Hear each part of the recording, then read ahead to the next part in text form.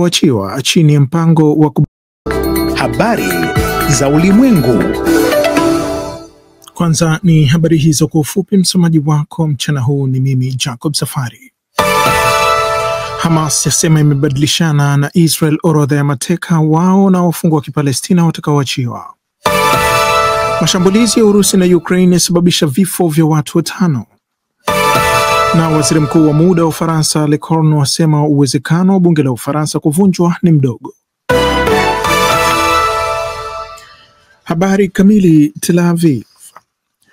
Kundi la wanamgambo la Hamas limesema leo kuwa limebadilishana na Israel ya orodha ya majina ya mateka na wafungwa wa Palestina watakaoachiwa chini ya mpango wa kubadilishana wafungwa na mateka.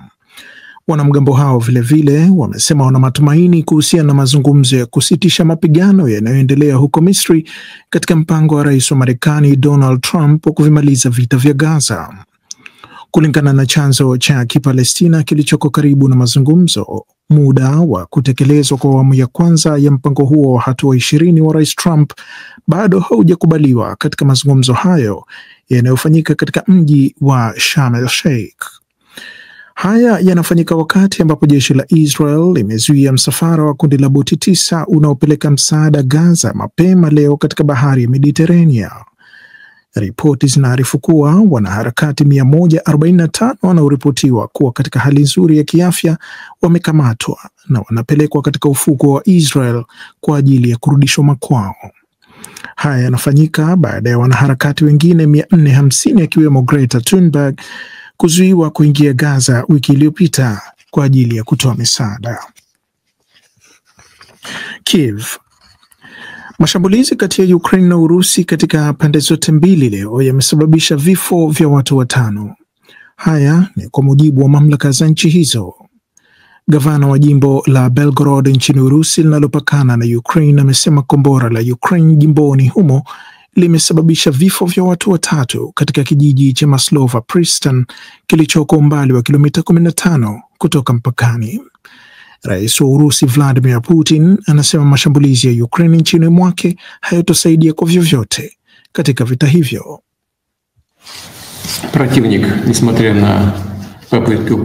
Adui licha majaribio kadhaa ya upinzani anajiondoa kutoka eneo lote la mpakani, na kutokana na hili utawala wa Kiev ambao unataka sana kuonyesha mafanikio kwa wafadhili wake wa magharibi unajaribu kuwashambulia raia ndani ya Urusi. Hili halitosaidia kamwe.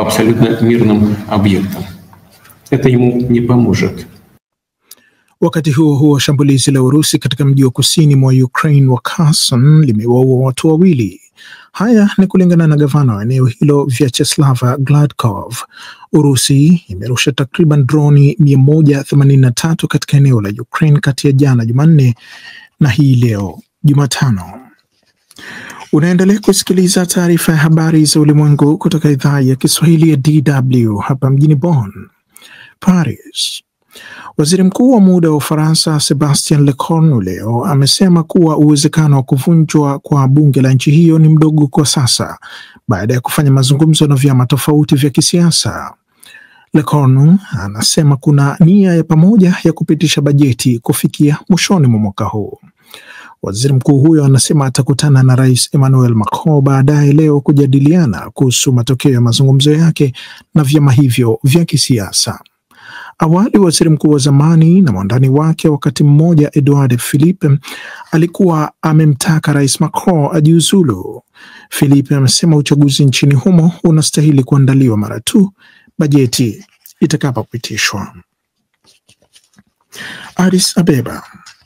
Ethiopia imeituhumu Eritrea kwa kuungana na kundi moja la upinzani lenye msimamo mikali katika kujiandaa kuanzisha vita.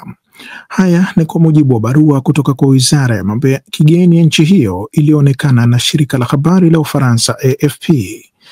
Waziri wa mambo ya kigeni wa Ethiopia amemwandikia katibu mkuu wa Umoja wa Mataifa Antonio Guterres akimwelezea kwa ushirikiano kati ya serikali ya Eritrea na chama cha TPLF ambacho kimepigwa marufuku ya kushiriki uchaguzi kwa miaka 30 umekuwa wazi katika miezi michache iliyopita na kwamba wanapanga kuanzisha vita dhidi ya Ethiopia. Ethiopia vilevile inaituhumu Eritrea na TPLF kwa kufadhili, kuhamasisha na kuelekeza makundi yenye silaha katika eneo la Amhara ambako jeshi la Ethiopia limekuwa likikabiliana na waasi kwa miaka kadhaa. Na hatimaye Vatican. Kiongozi wa kanisa Katoliki duniani Papa Leo wa 16 amewaambia maaskofu wa Marekani waliokuwa wamemtembelea huko Vatican leo kuwa wanastahili kuzungumzia jinsi sera kali za Rais Donald Trump zinavyowaathiri wahamiaji nchini humo. Hili ni shinikizo la hivi karibuni la kiongozi huyo wa kidini katika suala hilo. Wakati wa mkutano na maaskofu hao na wafanyakazi wa kijamii kutoka mpaka wa Mexico na Marekani, Papa Leo ambaye ndiye kiongozi wa kwanza wa kanisa Katoliki kutoka Marekani alikabidhiwa dazeni kadhaa za barua kutoka kwa wahamiaji zinazoelezea hofu yao ya kurudishwa makwao chini ya sera za utawala wa Trump. Mwisho wa habari za ulimwengu kutoka Bonn. DW Dunia Yetu Leo Mchana.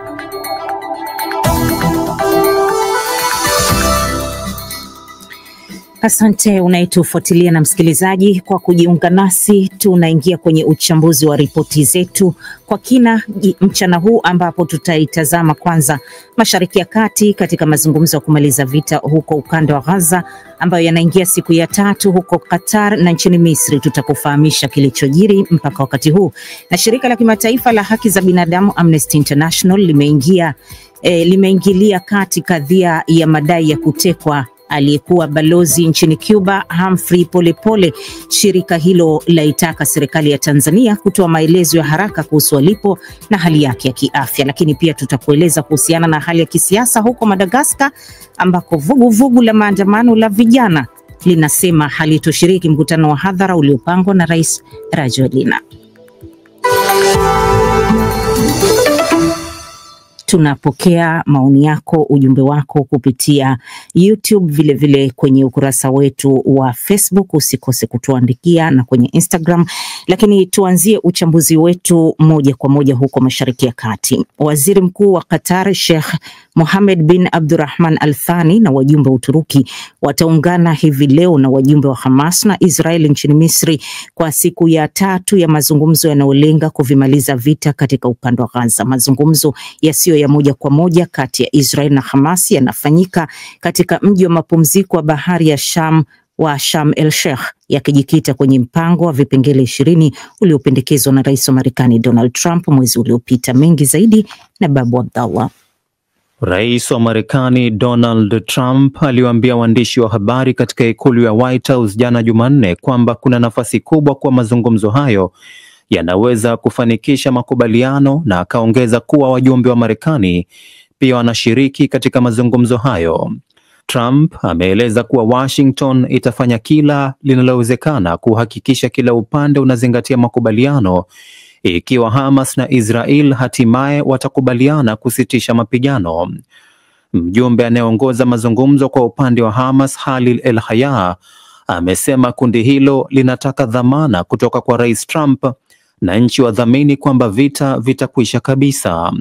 Mazungumzo ya Misri yanajikita katika taratibu za kusitisha mapigano, kuondolewa kwa majeshi ya Israel hatua kwa hatua kutoka Gaza na makubaliano ya kubadilishana wafungwa.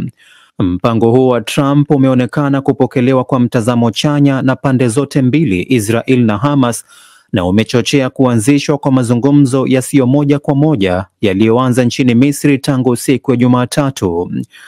Kwa mujibu wa waziri wa mambo ya nje wa Misri Badr Abdel Ati, mjumbe maalum wa Trump katika eneo la Mashariki ya Kati Steve Witkoff pia atashiriki katika mazungumzo hayo hii leo. Aidha, mkwe wa Rais Trump Jared Kushner, aliyehudumu kama mjumbe wa Mashariki ya Kati wakati wa muhula wa kwanza wa Trump, pamoja na mshauri mkuu wa waziri mkuu wa Israel Benjamin Netanyahu Ron Dama, pia wanatarajiwa kushiriki kwenye mazungumzo hayo. Majid Al-Ansari ni msemaji wa Wizara ya Mambo ya Nje ya Qatar. Kikwazo kikubwa katika mazungumzo ya sasa ni utekelezaji wa makubaliano. Ni lazima tutafute ufumbuzi kwa njia ya vitendo ili kuhakikisha utekelezaji wa haraka wa mikataba hii, kuruhusu jumuiya ya kimataifa kuingia Gaza na kuweka mifumo ya ufuatiliaji ili kuzuia hali kuwa mbaya zaidi. Kwa mujibu wa chanzo cha Hamas kilichoko karibu na mazungumzo hayo, utekelezaji wa awamu ya kwanza ya mpango wa vipengele 20 wa Rais Trump bado haujakubaliwa hadi sasa. Hamas inasisitiza kuwa kuachiliwa kwa mateka wa Israel kunafaa kwenda sambamba na uondoaji kamili wa majeshi ya Israel. Hata hivyo, licha ya Trump kuonyesha matumaini ya kufikiwa makubaliano, maafisa kutoka pande zote wameonyesha tahadhari kuhusu matarajio ya kufikiwa kwa makubaliano ya haraka.